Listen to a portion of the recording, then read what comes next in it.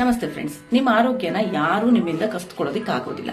ಆದರೆ ಪ್ರತಿದಿನ ಮಾಡುವಂತಹ ಒಂದು ಸಣ್ಣ ತಪ್ಪುಗಳು ದಿನೇ ದಿನೇ ನಮ್ಮ ಆರೋಗ್ಯನ ನಮ್ಮಿಂದ ಕಸ್ಕೊಳ್ಳುತ್ತೆ. ಈಗ ಫಾರ್ ಎಕ್ಸಾಂಪಲ್, ಇವತ್ತೊಂದಿನ ಜಂಕ್ ಫುಡ್ ತಿಂದ್ಬಿಟ್ರೆ ಏನಾಗೋಗ್ಬಿಡುತ್ತೆ, ಇವತ್ತೊಂದಿನ ವ್ಯಾಯಾಮ ಮಾಡದೇ ಇದ್ರೆ ಏನಾಗೋಗುತ್ತೆ, ಇವತ್ತೊಂದಿನ ತಡವಾಗಿ ಮಲ್ಬಿಟ್ರೆ ಏನ್ ಮಹಾ ಆಗ್ಬಿಡುತ್ತೆ ಅಂತ ಹೇಳಿ ನಾವೇನ್ ತಪ್ಪುಗಳು ಮಾಡ್ತಿರ್ತೀವಿ, ಅದು ಒಂದಿನ ಎಲ್ಲ ಪ್ರತಿದಿನ ಹಿಂಗೆ ಆಗಿ ಆಗಿ ಆಗಿ ಒಂದಿನ ನಮ್ಮ ಎದುರುಗಡೆ ಒಂದ್ ದೊಡ್ಡ ಸಮಸ್ಯೆ ಆಗಿ ಬಂದಿಲ್ಲತ್ತೆ.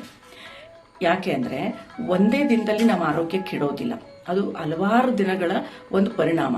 ಆದ್ರೆ ಆರೋಗ್ಯನೂ ಒಂದೇ ದಿನದಲ್ಲಿ ಸಿಕ್ಬಿಡಲ್ಲ.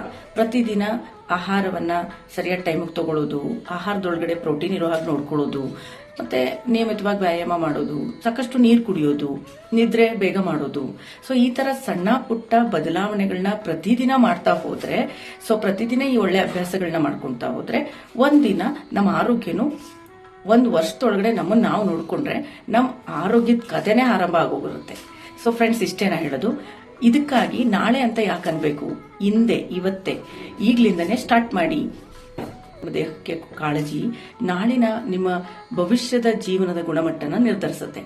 ಸೊ ಫ್ರೆಂಡ್ಸ್, ನಾ ಇಷ್ಟೇ ಹೇಳೋದು, ಪ್ರತಿದಿನ 1% ಒಂದೇ 1% ಉತ್ತಮ ಆಗೋದಿಕ್ಕೆ, ಆರೋಗ್ಯನ ಚೆನ್ನಾಗಿ ಮಾಡ್ಕೊಳ್ಳೋದಿಕ್ಕೆ ಪ್ರಯತ್ನ ಪಡೋಣ. ಅದೇ ಒಂದು ವರ್ಷದಲ್ಲಿ ನಮ್ಮ ಆರೋಗ್ಯದ ಒಂದು ಸಕ್ಸಸ್ಫುಲ್ ಸ್ಟೋರಿನ ಕ್ರಿಯೇಟ್ ಮಾಡುತ್ತೆ. ಸೊ ಇವತ್ತಿನ ಒಂದು ಸಣ್ಣ ಬದಲಾವಣೆ ನಿಮ್ಮ ಭವಿಷ್ಯದ ದೊಡ್ಡ ಬದಲಾವಣೆಗೆ ನಾಂದಿ ಆಗುತ್ತೆ. ಸೊ ನಾನು ಆಗೋದಿಲ್ಲ, ಪ್ರತಿದಿನ ಸಣ್ಣ ಸಣ್ಣ ಬದಲಾವಣೆ ಮತ್ತೆ ನಮ್ಮ ದೊಡ್ಡ ಬದಲಾವಣೆಗೆ ಕಾರಣ ಆಗುತ್ತೆ.